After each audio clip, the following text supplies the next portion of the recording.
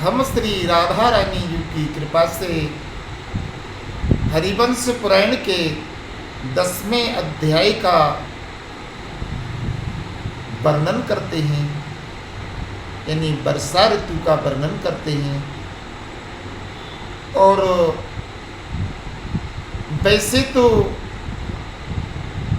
भगवान कृष्ण सभी के भगवान हैं और भगवान कृष्ण ने कभी छुआछूत नहीं माना, क्योंकि भगवान कृष्ण ने ग्वाल बालों की जूठी कड़ी खाई और उधर भगवान श्री राम ने माँ सबरी की जूठी ढेर खाई। भगवान के लिए जात पात से कोई मतलब नहीं है, भगवान को तो सिर्फ प्रेम से मतलब है। और आज इस कलयुग में एक छुआछूत जात पात ने, भारत सोने की चिड़िया थी तो उसे जहर की पुड़िया बना दिया और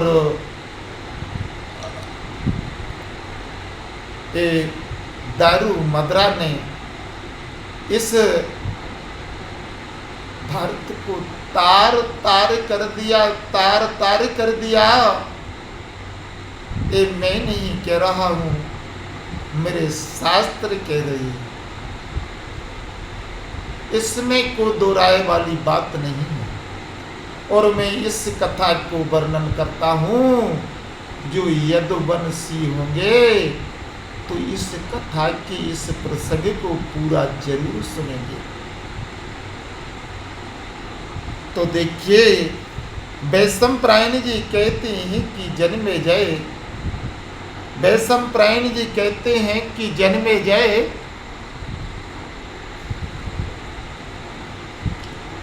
वृंदावन में पहुंचकर वासुदेव जी के वे दोनों पुत्र जो बहुत ही सुंदर थे और बछड़ों के झुंडों की चराते हुए वहां सब और विचरने लगे और वृंदावन में रहकर ग्वाल बालों के साथ क्रीड़ा यमुना स्नान करते हुए उन दोनों भाइयों का ग्रीष्म पास सुखपूर्वक बीत गया। ग्रीष्म मास, अरे मैंने पास के दिया, मैं भी नालायक। मास सुखपूर्वक बीत गया, यानी गर्मी का टाइम। और तदंतर मन की कामना को उद्दीपित करने वाली वर्षा ऋतु आ पहुंची और मेघों की भारी घटा घिरी आई और वर्षा करने लगी। उन मेघों के अध्यय मध्य भाग इंद्रधनुष से अंकित दिखाई देते थे और मेघों की आड़ में छिपे हुए सूर्य का दर्शन नहीं हो पाता था। और घास इतनी बढ़ गई कि धरती भी अदृश्य हो गई। जब घास बढ़ जाता है तो पृथ्वी तो वैसे ही नहीं दिखती। और नूतन जलराशियों का खींच लाने वाले मेघ रूपी वायु ने भूतल को झाड़ बुहार और धोकर साफ कर दिया। उस समय भूमि ऐसी दिखाई देती थी मानो उसकी युवा अवस्था आ गई हो।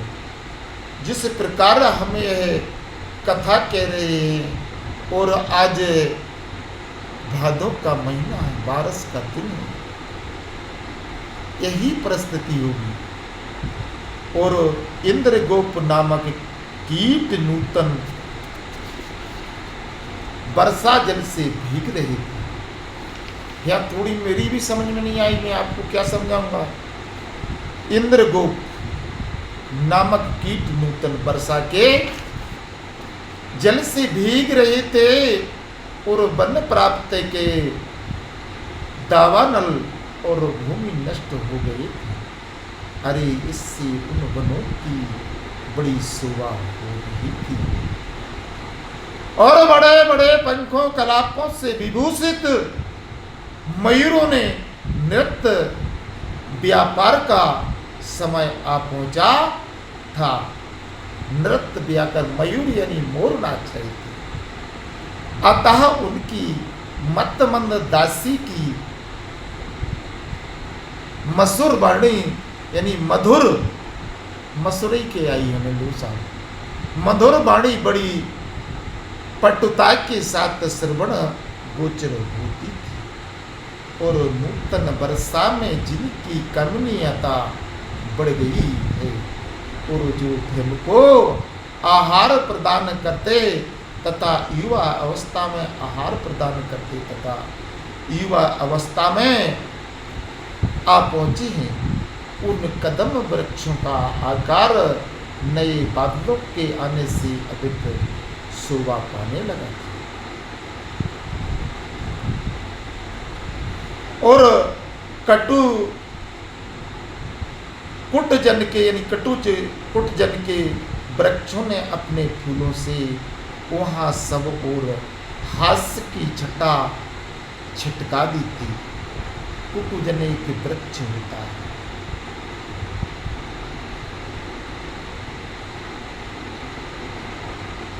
सुगंध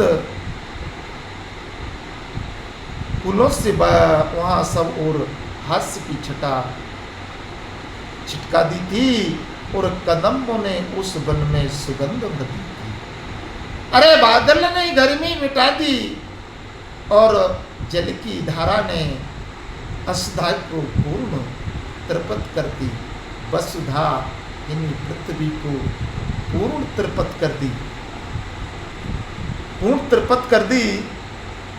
कर दिया और जो सूर्य की किरणों से संतप्त तथा दावानल से दग्ध हो गए थे, वे पर्वत मेघों की बरसाए हुए जल से अभिव्यक्त हो पुनः सांस सी लेने लगे। मेघों की वर्षा हुए जल से अभिव्यक्त हो पुनः सांस सी लेने लगे।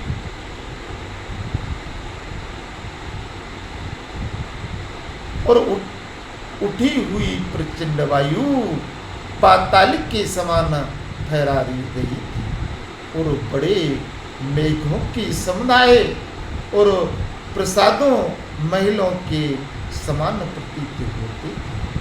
इस प्रकार आकाश भूतल के महाराजों के नगर के समान स्वरूप धारण किए था और कहीं कदम का विकास हास्य की सी छटा बिखेर रहा था और कहीं भूइयों फोड़िया गोबर छत्ता जिसको कुकुरमुत्ते भी बोलते हैं और आज उसी को मशरूम भी बोलते हैं, वो ही मशरूम है। वो छत्ता से जमीन में से उठते हैं। छत्ता आभूषण के समान शोभा देता था और जगह जगह पर नीप के वृक्ष खिले हुए थे। अरे इन सबके कारण वृंदावन अत्यंत दाम्पत्यमान तथा प्रतीत होता था और इंद्र के बरसाए हुए जल से अभिव्यक्त तथा वायु से विस्तार को प्राप्त हुए पृथ्वी की सीधी सुगंध भूधर सुनकर पृथ्वी की सौंधी सुगंध सुनकर लोगों का मन क्षुब्ध हो रहा था, मग्न हो रहा था और काम विकार से युक्त होता था। मत वाले भ्रमरों की गुंजार, मेढक की ध्वनि तथा भौरों की नूतन के का वाणी से वहाँ की भूमि गूंज रही थी और नदियों में तीव्र गति से बड़ी बड़ी भंवरें उठ रही थी और वर्षा के कारण उनका वेग महान हो गया था और वे तटवर्ती वृक्षों को वहाँ ले जाती थी और क्रमशः विस्तार को प्राप्त हो रही थी। जिसे नदियों के किनारे की वृक्ष कहते हैं, ये उसी की उपमा दी गई है। और वो अपना विस्तार यानी नदियाँ अपनी चौड़ाई बढ़ा रही थी, क्योंकि मैं भी और आप भी बेतवा नदी के किनारे से हैं।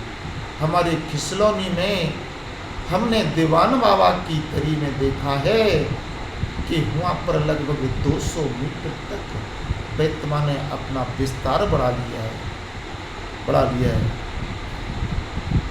और निरंतर जल की धारा बरसने के कारण जो उड़ने के प्रयत्न में असफल हो गए थे, वो जिनके ऊपर के पंख शिथिल प्रयास होकर काम नहीं दे पाते थे, वे पक्षी थके मादे के समान वृक्ष की शाखाओं को छोड़ नहीं रहे थे। ज़्यादा पानी बरसता है तो पक्षियों के मोरों के पंख भीग जाते हैं, उससे वजन ज़्यादा बढ़ जाता है, तो उस वृक्ष पर लिपट कर बैठ जाते हैं, छोड़ नहीं रहे थे। और सूर्य देव नूतन जलधरों के उदरों को में जो जल के कारण सदन और फैले हुए थे, वो तथा वर्षा के साथ गर्जना भी करते थे और डूबते से जा रहे थे। अरे भूमि एक तो घास की ढकी हुई थी और दूसरे जल के प्रवाह में डूब गई थी, और रास्तों का पता चलना कठिन हो गया था। और मार्गों के किनारे उगे हुए वृक्ष से ही उन मार्गों को ढूंढा या पाया जा सकता था। इतना घना वृंदावन यानी जंगल वन हो गया था।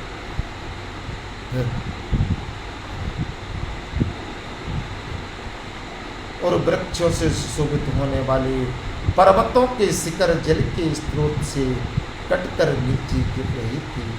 ऐसा जान पड़ता था मानो पर्वत वज्र के प्रहार से विदीर्ण हो गई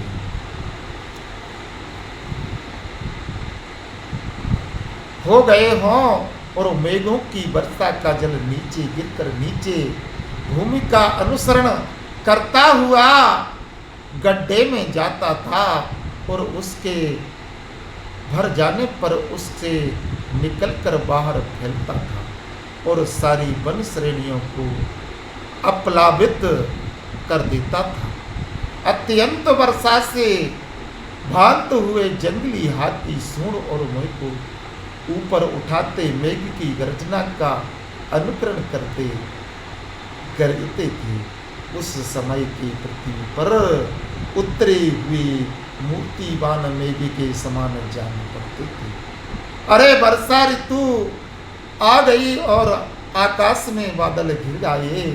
यह देखकर रोड़ी नंदन बलराम जी ने श्री कृष्ण से यह सामयिक बात कही। सो क्या कही रोहिणी नंदन बलराम जी ने। और वैसे तो कन्हैया का जन्म भी रोहिणी नक्षत्र में हुआ था, वो भी आधे भादों की अष्टमी के दिन।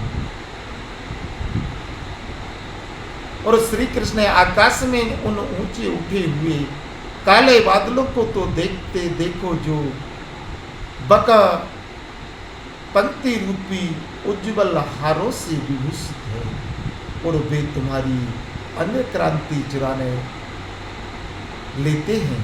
यही तुम्हारी नींद लेने का समय है, और काले मेघों के कारण आकाश तुम्हारे अंगों के समान श्याम वर्ण का दिखाई देता है, तथा वर्षा ऋतु में चंद्रमा भी तुम्हारी तरह अज्ञातवास कर रहे हैं, और जो काले मेघों के छा जाने से श्याम दिखाई देता है, तथा जिसकी आवाज नीलकमल दल के समान हो गई है, वह आकाश दुर्दित वर्षा का समय आने पर स्वयं भी दुर्दित मेघाच्छन्न दिवस सा प्रतीत होता है।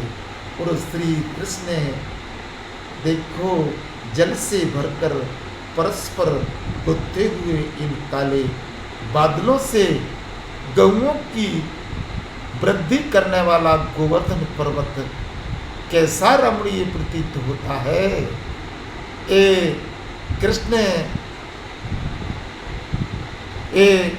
कृष्ण मृग चारों ओर जल गिरने से मदमंद हो उठे हैं और आनंदवन होकर काननों में विचरते हुए शोभा पा रही है। और कमल नयन जल से अभिषिक्त होकर हर्ष उल्लास में भरे हुए थे। एक कोमल हरण तृण अपने पत्तों से पृथ्वी को ढकते जा रहे और मेघों के आने पर जल के झरने बहाने वाले पर्वतों की वनों की तथा समस्त हरी भरी खेती से संपन्न खेत की लक्ष्मी शोभा एक सी हो रही है। कहीं नूतन या अधिक नहीं है अथवा इन तीनों की शोभा इनसे पृथक नहीं होती है। और दामोदर शीघ्रगामी वायु से प्रेरित हो ऊपर उठे हुए तथा परदेश में रहने वाले पुरुषों को घर आने के लिए उत्सुक बनाने वाले बादल प्रचंड गर्जना करते हुए अपनी प्रगल्भता का परिचय देते हैं और त्रिविक्रम रूप धारण करने वाले हरे बाण और प्रत्यंचा से रहित तिरंगे इंद्रधनुष से तुम्हारे मध्य पद अंतरिक्ष का श्रृंगार सा किया गया है। और श्रावण मास में आकाश के नेत्र स्वरूप एक अंश वाली सूर्य प्रवाहीन से होकर आकाश में विचरते हुए अधिक शोभा नहीं पा रहे हैं तथा बादलों से आच्छन्न होने के कारण इनकी ताप दायनी तृण शीतल हो गई है।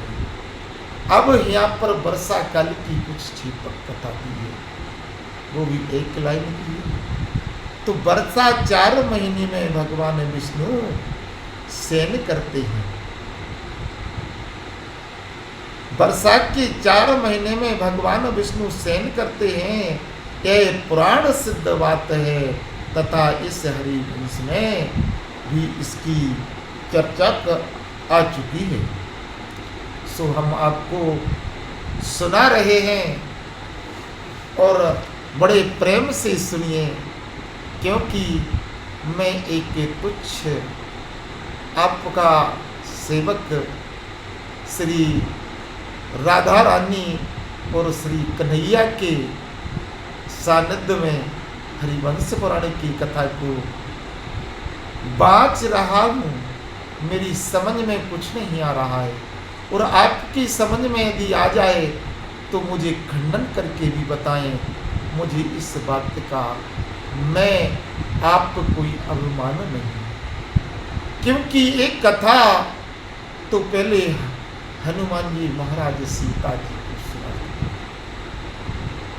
क्योंकि जब हनुमान जी महाराज सीता जी को अपना परिचय देते हैं वो भी एक लाइन में देते हैं, राम दूत में मात जानकी उस सत्य शपथ करो नाल धान की।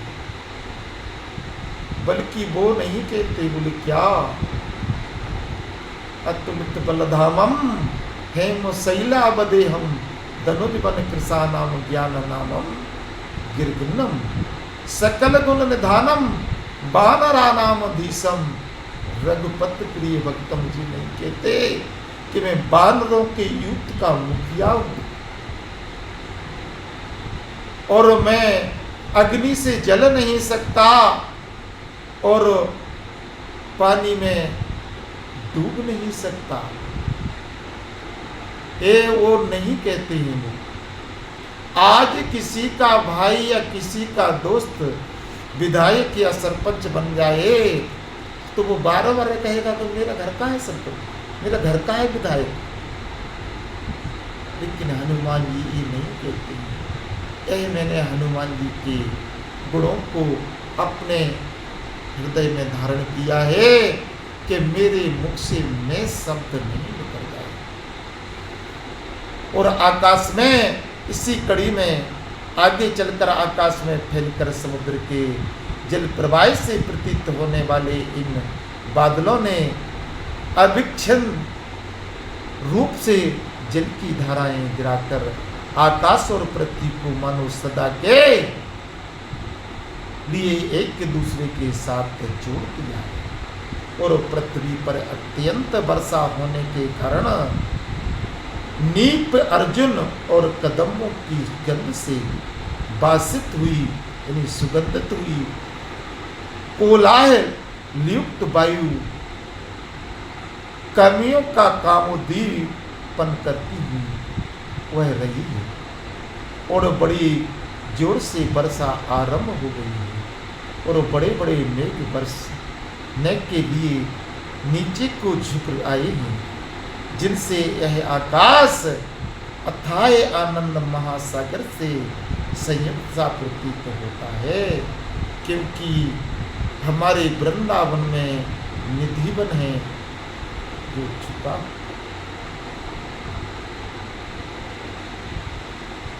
और जल की धाराओं का निर्मल नाराज विद्युती कवच तथा इंद्रधनुष की आयुध को धारण किए हुए यह आकाशीय युद्ध के लिए सुसज्जित हुआ है ऐसा जान पड़ता है। और सन्मुख श्री कृष्ण पर्वत के शिखर तथा वनों और वहाँ के वृक्षों की शाखाएं घने बादलों से आच्छादित होकर कैसी शोभा पा रही हैं। अपनी सूढ़ों से जल छोड़ने वाले गज समूहों की भांति इन काले घने बादलों से आच्छादित हुआ आकाश रंग रूप में समुद्र के समान हो गया है। क्योंकि यहाँ पर उपमा हाथी की सूढ़ों की दी गई है। हाथी बाहर से पानी भर के फुनकार मारता है और हो सकता है जरूरत पड़ जाए तो अपने उदर से पानी निकाल कर भी फुनकार मार देता है।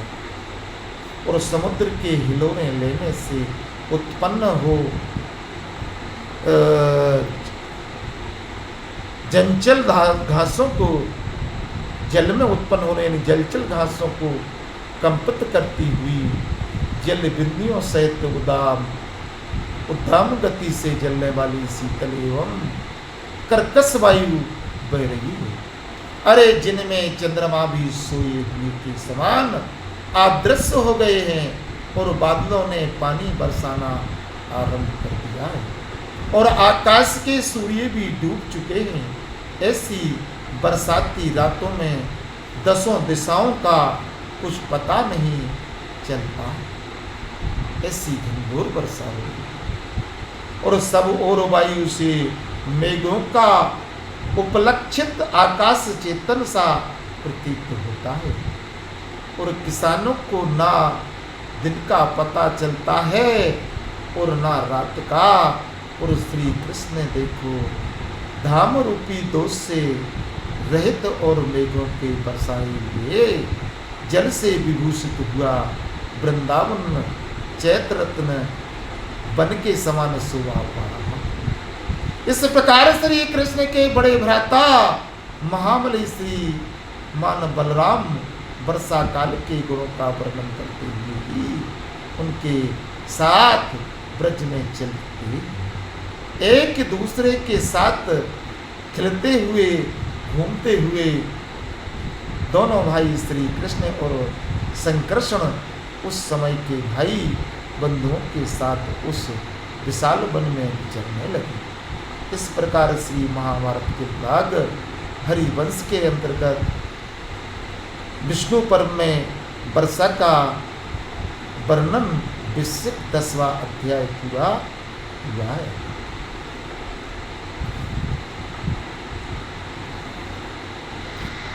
बोली राधा रानी